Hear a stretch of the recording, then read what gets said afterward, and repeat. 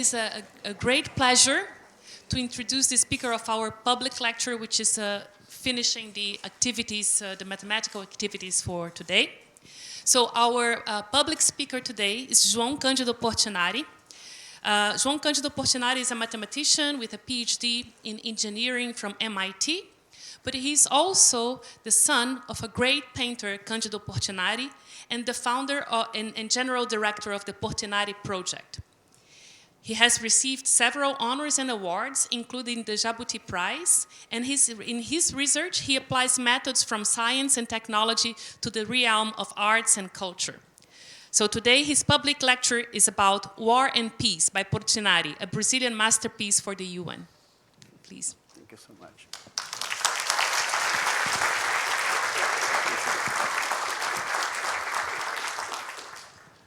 Thank you so much. It was a very happy surprise for me to be invited to celebrate with you this anniversary of IMPA. And I would like to thank Marcelo Viana and the organizing committee. I shall not speak about mathematics, but rather about art. Although mathematics is by no means far from art. Mathematics is also an art, and most mathematicians that I know love music and more generally love art.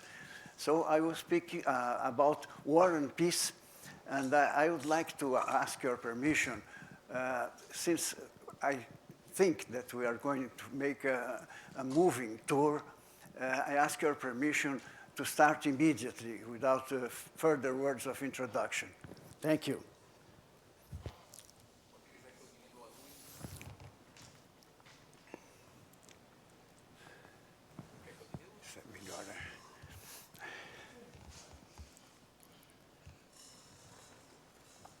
Just to clarify, this was the title given by the Réunion des Musées Nationaux, Grand Palais in Paris, to the War and Peace exhibition, as we will see later.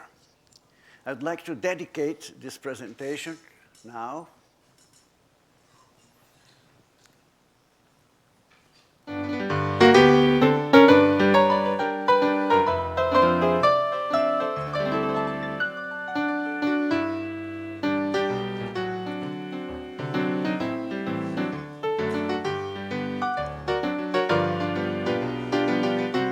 Live long and prosper.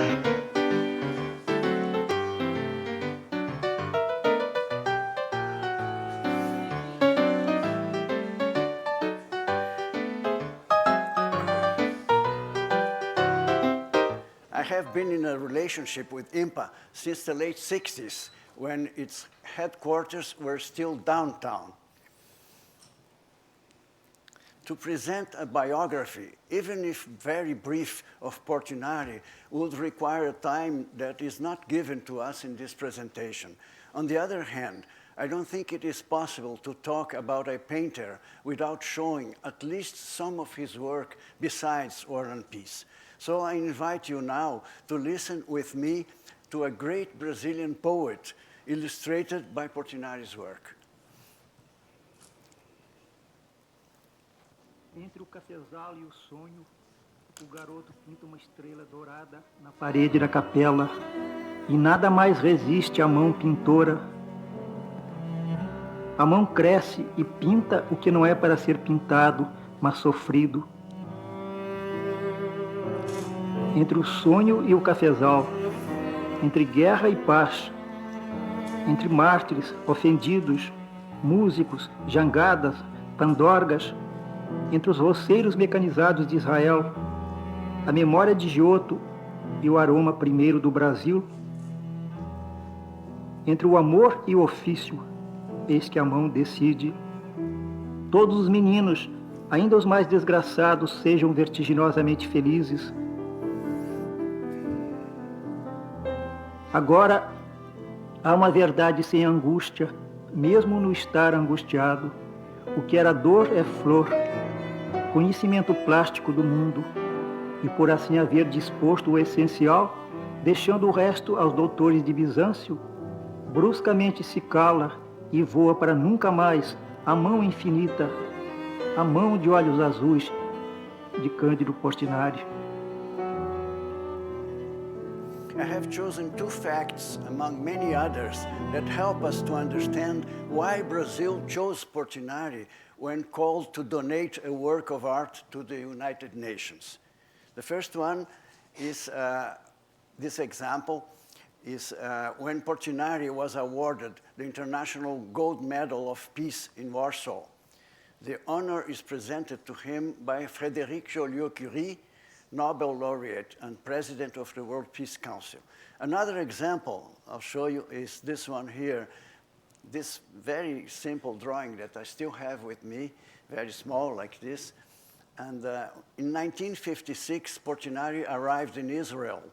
He was the first non-Jewish artist to be invited by the president of the State of Israel himself to exhibit in Jerusalem, Tel Aviv, and other cities. Israel and Jordan are at war, and the first sketch Portinari made when he set foot in the country was this simple Arab and Israeli. Now let's dive straight into War and Peace. In 1950, the UN's first Secretary General, Norwegian, Trygve Lie, issued an appeal to member countries to each donate a work of art to the organization's new headquarters in New York.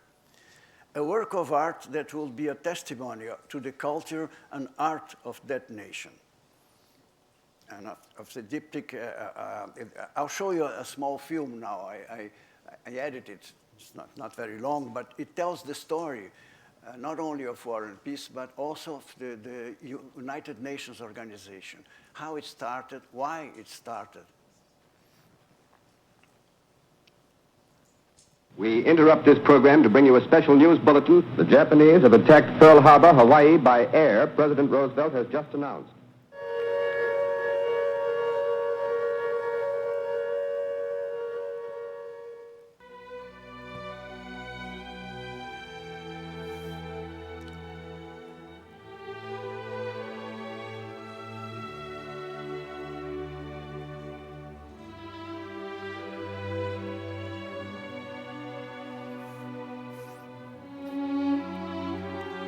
A luta pela paz é uma decisiva e urgente tarefa. É uma campanha de esclarecimento e de alerta que exige determinação e coragem.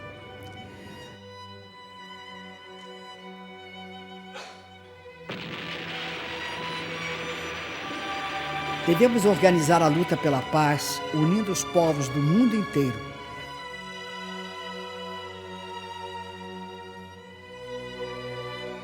Não somente com palavras, mas com ações. Levaremos à vitória final a grande causa da paz, da cultura, do progresso e da fraternidade dos povos.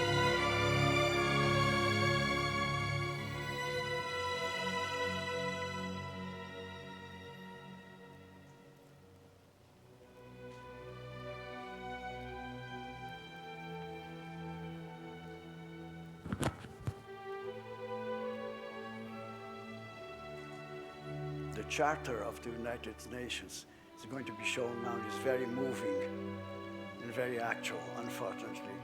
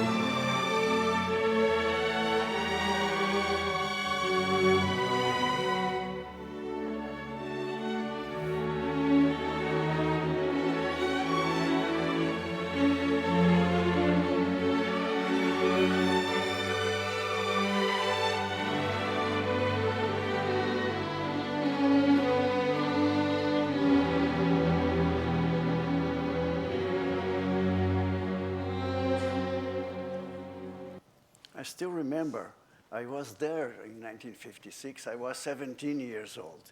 And I remember the next day of their inauguration, the Correio da Manhã, which was a Carioca newspaper, opened with the sub-headline, "Now they will hopelessly go to the United Nations. Whoever wants to see them, let them go to New York." I had this headline stuck in my throat for a long time. How many Brazilians can go to New York? I always dreamed of bringing War and Peace to Brazil, but this seemed to be an impossible dream. Let us appreciate a little bit of Portinari's ultimate work. Let's take a closer look at the diptych.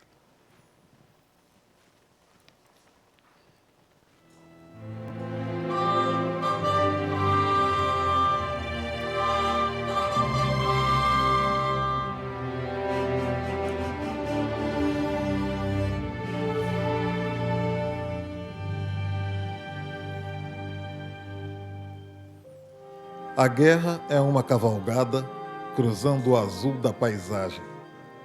Cortejo de fome e de morte, ferindo o coração dos homens. A mulher velando o filho morto, a mulher e a criança chorando, a mãe e a filha em desespero, de cabeças rolando na grama. A guerra são os 4 cavalos, regendo a sinfonia de dores, são os braços erguidos em prece, pedindo o final dos horrores.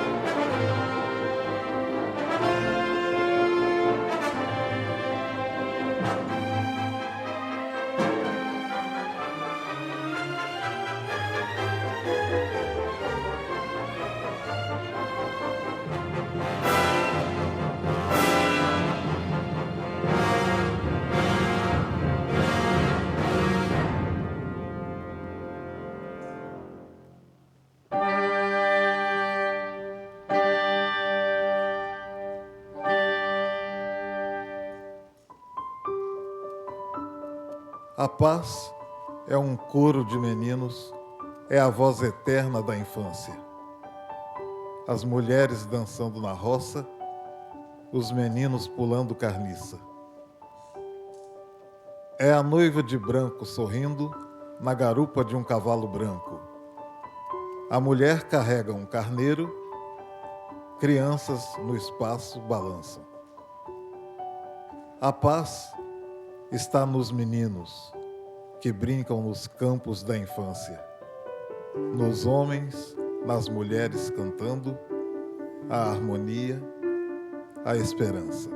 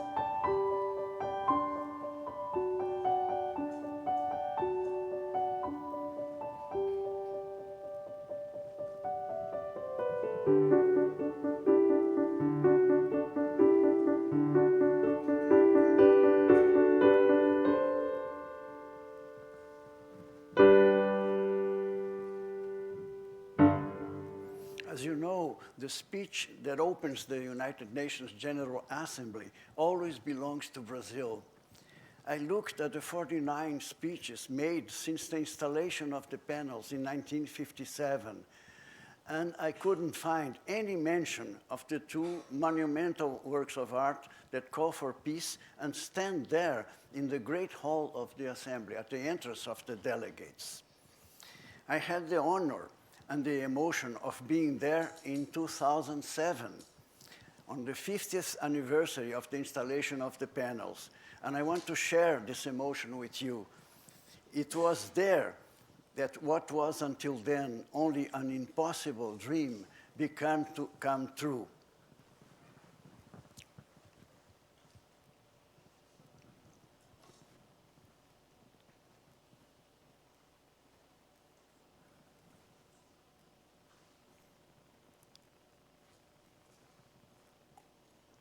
Senhoras e senhores, ao entrar neste prédio, os delegados podem ver uma obra de arte presenteada pelo Brasil às Nações Unidas há 50 anos. Trata-se dos murais Guerra e Paz, pintados pelo grande artista brasileiro Cândido Portinari. O sofrimento expresso no mural que retrata a guerra e nos remete à alta responsabilidade das Nações Unidas de afastar o risco de conflitos armados. O segundo mural revela que a paz vai muito além da ausência da guerra. Pressupõe bem-estar, saúde e um convívio harmonioso com a natureza. Pressupõe justiça social, liberdade e superação dos flagelos da fome e da pobreza. Não é por acaso que o mural Guerra está colocado de frente para quem chega e o mural Paz para quem sai. A mensagem do artista é singela, mas poderosa. Transformar aflições em esperança. Guerra em paz. É a essência da missão das Nações Unidas. O Brasil continuará a trabalhar para que essa expectativa tão elevada se torne definitivamente realidade. Muito obrigado.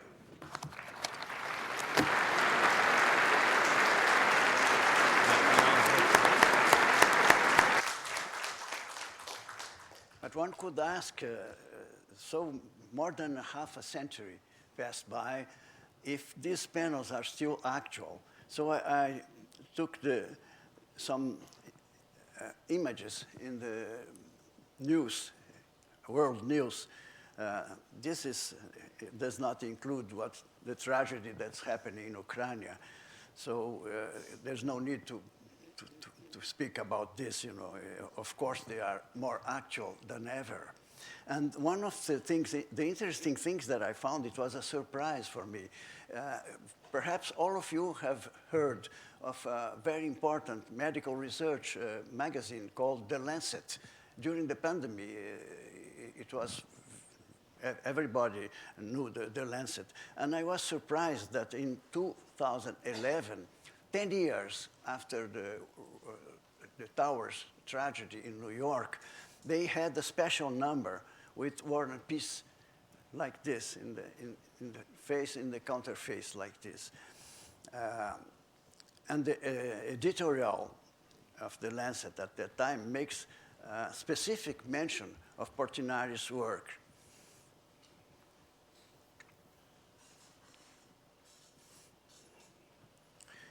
When I was with President Lula at the UN in 2007, I learned that the headquarters would go through a very long and expensive work, you know, and that the works of art would have to be taken out.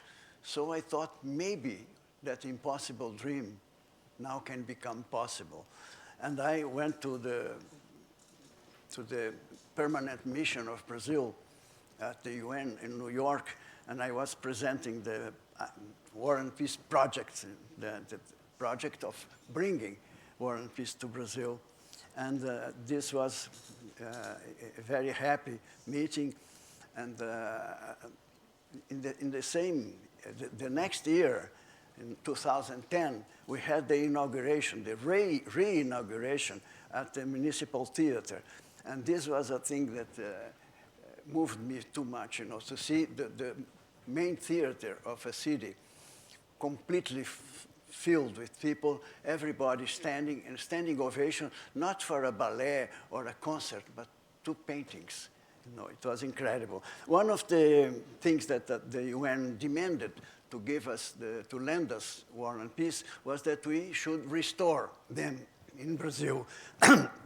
I'll show you just an image of this restoration. We had 18 restorers, all Brazilians, and they were oriented by 2 professors of the Federal University of Rio de Janeiro, FRJ.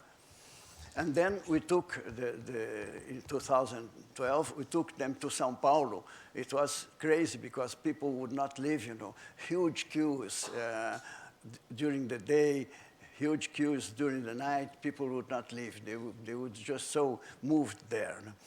And then we took them to Minas Gerais, also to Belo Horizonte, and to Fortaleza, not with the original panels, but everything else was there. And then we took them to France, as I mentioned, to the Grand Palais, to the Salon d'Honneur, the honor salon of the Grand Palais, and I could not resist to share with you this vernissage.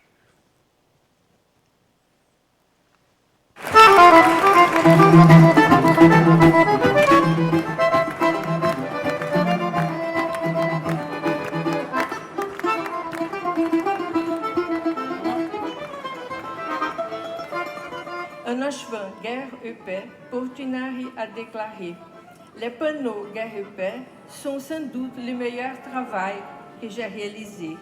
Je les dédie à l'humanité. »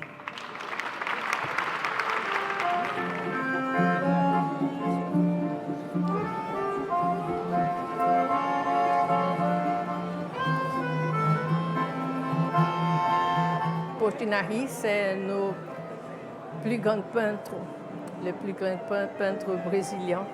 C'est un peintre très fort, très fort. Il peint son peuple, au même temps il est universel. Il est très connu au Brésil. C'est peut-être le numéro 1. Bien sûr, c'est beau, c'est des choses très impressionnantes. Aussi le double panneau de Guerre et Paix. Ici, on a cette chose brillante qui fait vivre le Brésil.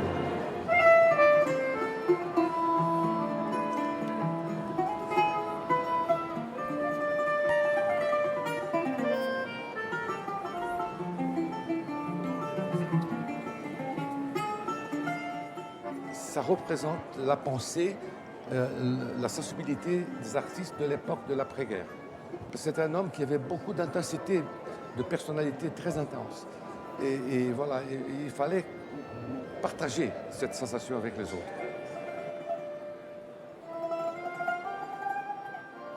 Je crois que c'est peut-être le point de départ d'une redécouverte de Portinari plus d'un demi-siècle après. Je crois que les jeunes Français, les jeunes générations, pourront voir ici et peut-être qu'ils auront la curiosité d'en savoir davantage.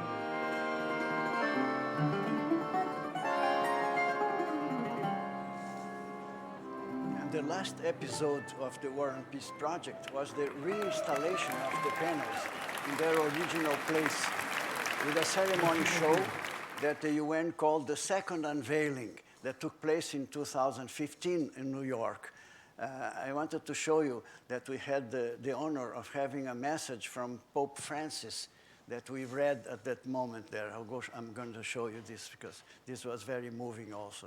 We received a communique from the Holy Pope Francis. His Holiness Pope Francis was informed of the restoration of the Candido Portinari's work, War and Peace, peace, wishes to extend his wishes that this may be an auspicious occasion for all that admire it or renewing it, the responsibility of pursuing new means to prevent all threats of armed conflict through the advancement of social justice, freedom, and solidarity. This call is aimed today to all peoples in a world that is dilacerated by war and violence or hurt by a generalized sense of individualism that divides all human beings and sets them against each other's in the pursuit of their own well-being. To be faithful to the principles enshrined in this building, the United Nations in New York City, we look forward to the moment in which nations will transform its swords into plowshares and plows, and their spears into sickles. Nation will not take up sword against nation, nor will they train for war anymore. Isaiah, Psalm 4, Pope Francis.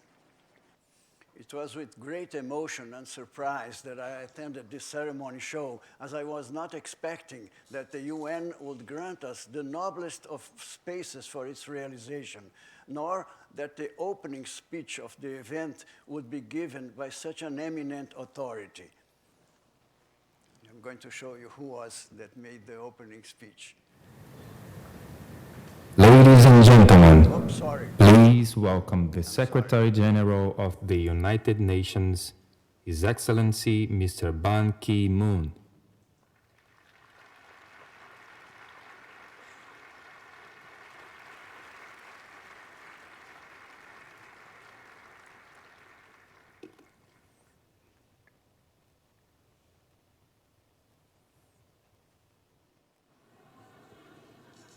Thank you so much for joining us at this momentous celebration. Today we say, welcome home to two of the most meaningful works that the United Nations is honored to host. I thank Ambassador Antonio de Aguirre, Patriota, and the staff of the Permanent Mission of Brazil for this wonderful event. War and peace are more than magnificent works of art. They are Portinari's call to action. Thanks to him, all leaders who enter the United Nations see the terrible toll of war and the universal dream for peace. I am deeply grateful to Projeto Portinari and the Brazilian government for the restoration. As you know, Portinari himself was warned by his doctors to stop working on the murals because he was becoming sick from the lead paint. But he refused, and he literally gave his life to finish these masterpieces. He never lived to see them installed. Ladies and gentlemen, please join me in a moment of silence to honor the memory of this visionary artist.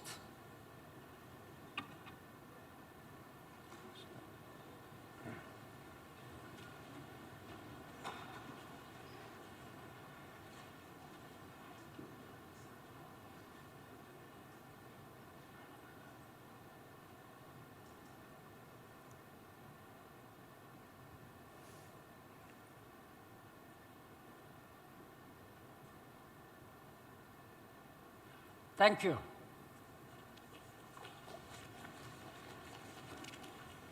Portinari is no longer alive, but his legacy will live forever at the United Nations. Let us realize his vision and move from war to peace. Muito obrigado. Thank you very much. Thank you.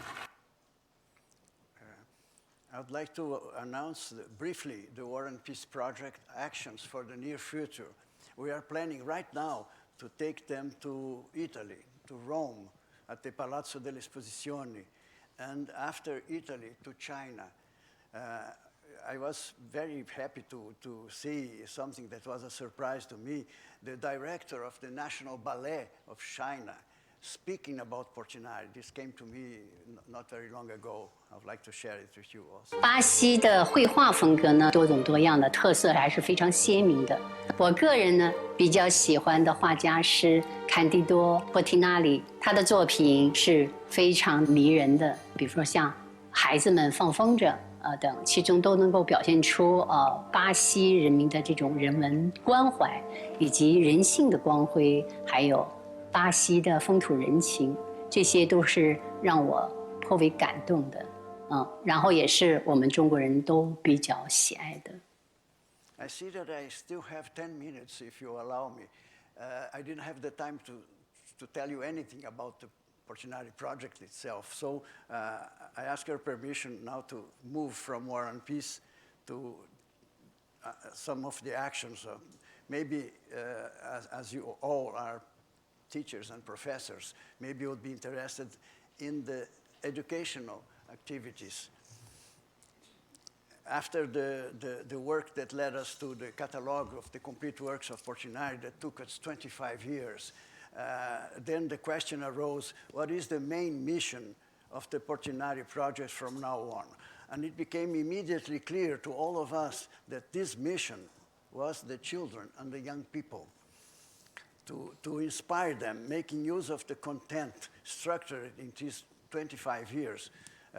5,400 works of art and 30,000 documents, cross-referenced, to inspire them with the values that Portinari expressed in his work, the pictorial, ethical, and humanistic legacy of Portinari. I'm going to show you an example of these educational activities in a faraway region in Brazil called the Pantanal.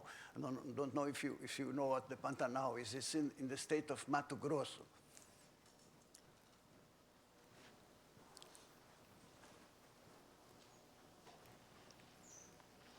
Sueli, você já viajou esse Brasil inteiro fazendo essas exposições interativas. Que experiência mais te emocionou nessas viagens? Olha, há tantas experiências, né? Uma que me emocionou muito foi no Pantanal mato-grossense. Nós fomos com a exposição Brasil de Portinari montada numa chalana da Polícia Militar, subindo o Rio Paraguai. Nós saímos de Porto Murtinho, fomos até Corumbá. Íamos parando em pequenos povoados, não era nem cidade, eram pequenos povoados. E eu sentia, quando entrava aquelas crianças no barco para ver a exposição, eu sentia assim, uma emoção grande, porque era assim, a primeira vez que eles estavam vendo, e talvez a última, né? Então a gente tinha que dar tudo possível ali, né, para aquelas crianças. E como eles se identificavam, e nós chegamos a um povoado dos índios paraguaios, chamados índios chamacoco, porque a gente tanto visitava povoados brasileiros como os da margem paraguaia também. E o índiozinho entrou e foi direto para o índio, uma cabeça de índio do Portinari. E ele olhava para nós e olhava para a cabeça de índio, eu acho que ele estava pensando, ué, alguém já tinha me visto antes e me pintou assim? This was amazing because this happened many, many times. I'll show you another moment. I went to Brasilia to talk about the Navy, the Brazilian Navy. Brazilian Navy has 3 ships that go through the Amazon and their affluents, giving medical assistance and citizen assistance. And here I was trying to convince the commander, the admiral there, that he should put the Portinari project inside one of those ships. I'm going to show the result of that. E o que sente alguém quando enxerga a arte assim tão de perto? Muitos ribeirinhos que jamais estiveram em um museu encontram dentro do navio a chance de conhecer os traços de Cândido Portinari. É uma coisa nova, né? Uma coisa boa que a gente vai levar para sempre. A gente não vai esquecer mais dessas coisas. Eu gostei muito, foi muito proveitoso. Dona Sueli se encarrega de apresentar aos visitantes as réplicas da obra de um artista que reproduziu como poucos a vida do trabalhador brasileiro. Este é o momento em que o navio hospital vira escola e as crianças se encantam com um novo mundo. A gente saber que vem para uma localidade dessas, onde essas crianças muito dificilmente vão ver arte, vão ver Portinari, vão poder trabalhar com esse material, aí eu acho que isso dá mais energia para a gente, dá mais vontade da gente fazer alguma coisa, né? Imagens que vieram de tão longe, mas que mostram cenas bem conhecidas.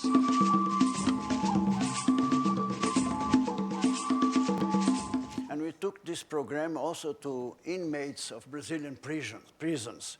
Let me show you one of these examples here.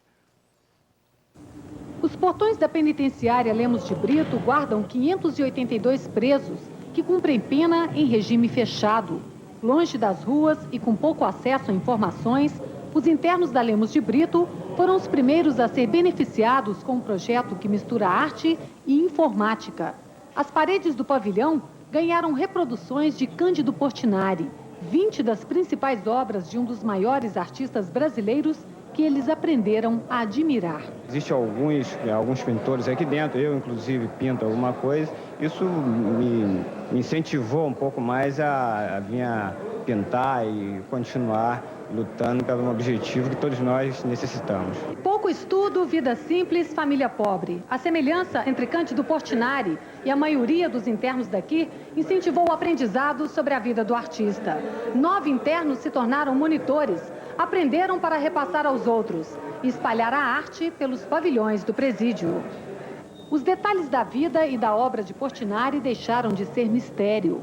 Ele já teve que ser refugiado, teve que ficar um tempo no exílio por causa dos quadros, pelo que ele mostrava nos quadros dele e pelo que ele era, né, na política. Ele foi voltado pelo lado da esquerda, que ele não aceitava tudo aquilo, então nos quadros dele está contando tudo isso.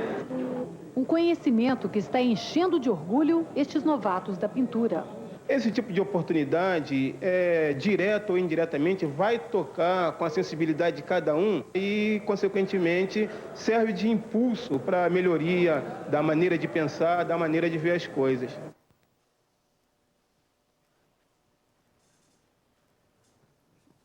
Thank you.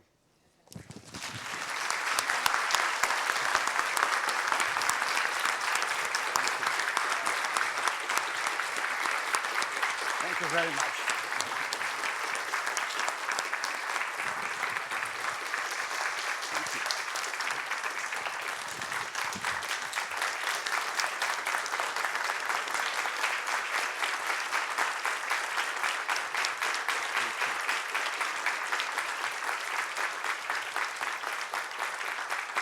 Thank you so much. Thank you. I thank you also in the name of my companions at the Portinari Project. Thank you. So thank you, João Candido Portinari, for this very touching presentation. Thank you. So I think we still have some time for questions and comments before we move to more art. Maybe I'll sit again then, because I have prepared some slides that could answer some of the questions that I imagine would come.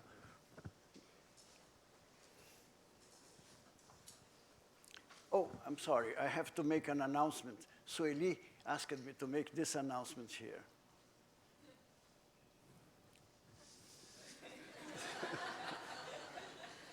So please stay here, even if I leave.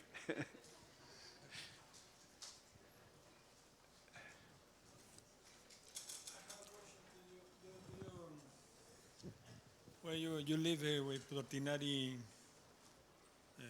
I saw your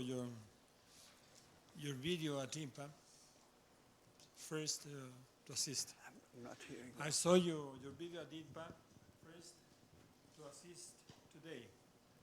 Okay, so in which sense do you think that the Portinari work represents all the feelings of the common people of our countries?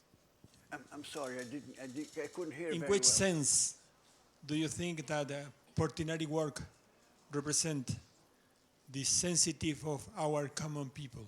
Well, I had this experience myself for 43 years. You know, we have been everywhere with all kinds of audiences, even with very humble people, underprivileged people, and I could see myself their emotion and how these values for which Portinari has fought during his whole life, you know, the social justice, peace, nonviolence, fraternity, brotherhood, respect for the sacredness of life. You know, this was his life, you know, his work. And I think it's a very direct message, you know. It's not too intellectual. because the images, and there is another point, the children, as you know, they are very, how do you say, perspicacious about images. They can notice in images something that even us wouldn't find, you know. Maybe after some time we lose a little bit of that. So the children are prepared to receive this message through images. And also, of course, to words. Portinari was a poet also. We published his poems lately. So we have all this material, the conferences, the letters, you know, that he exchanged with his contemporaries. And all of this is a material that can inspire these people, you know, without too much words, you know. They participate. We make also workshops, you know. They made re-lectures of Portinari's works, you know. They get very involved, as you could see in those 3 films, you know. I don't know if I answered your question. Okay? Yeah. Are there more questions or comments?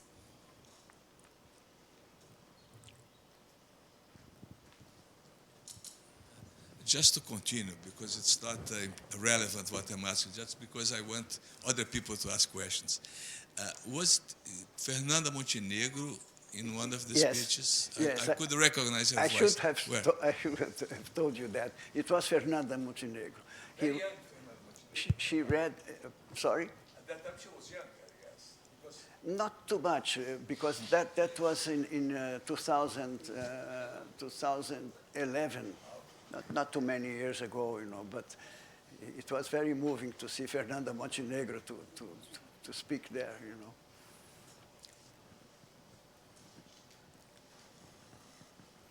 Jair is my colleague for how many years, Jair? Student. Well, now you're my professor.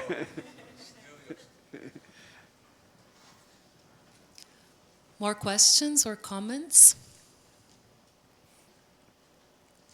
Let me suggest a question. Why the little town, you know, where Portinari was born, which was a place full of Italians, why it was named Brodowski, which is a Polish name? Because Brodowski was in the coffee plantation region of São Paulo, very fabulous coffee plantations. And one of the young guys, you know, that was the son of a farmer, of a big farmer, went to study in Zurich, at the Polytechnic of Zurich. And there he met a Polish friend, a Polish colleague of his, that was called Aleksander Brodowski. So when he came back to Brazil, he brought Alexander with him, and Alexander constructed the railway to transport coffee. So the town was named after him. Thank you for the question.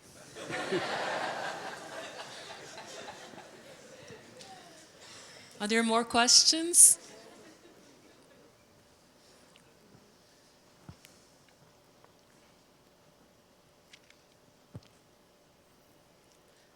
João Candido, would you like to propose another question?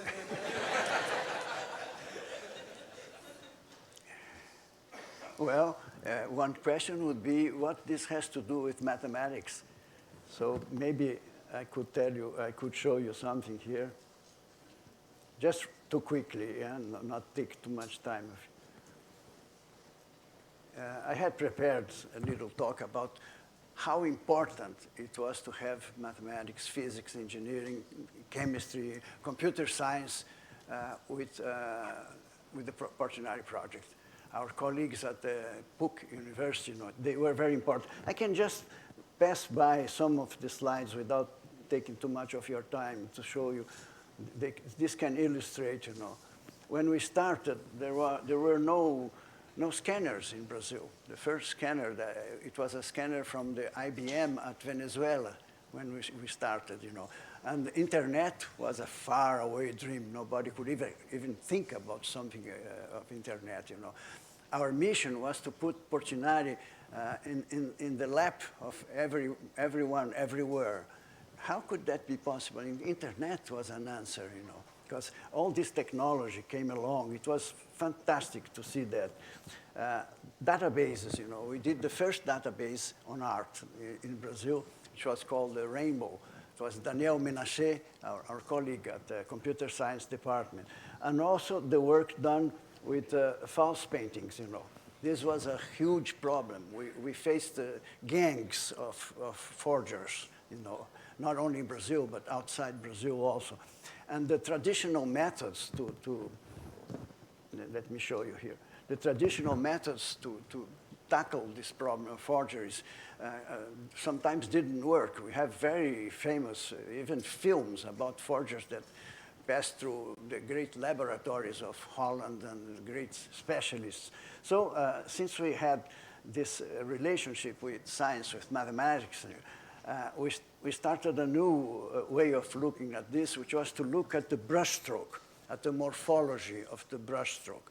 And this involves Fourier transforms, Bayesian statistics, and NASA. You know, we had made a partnership with NASA to try to find a way, an objective way to authorship attribution. You know. But this, you know, just to give a very quick idea. I don't want to take more of your time. I'm already over time here. Thank you. So thank you. I would like everyone to bring more applause, and thanks again, João. Thank you.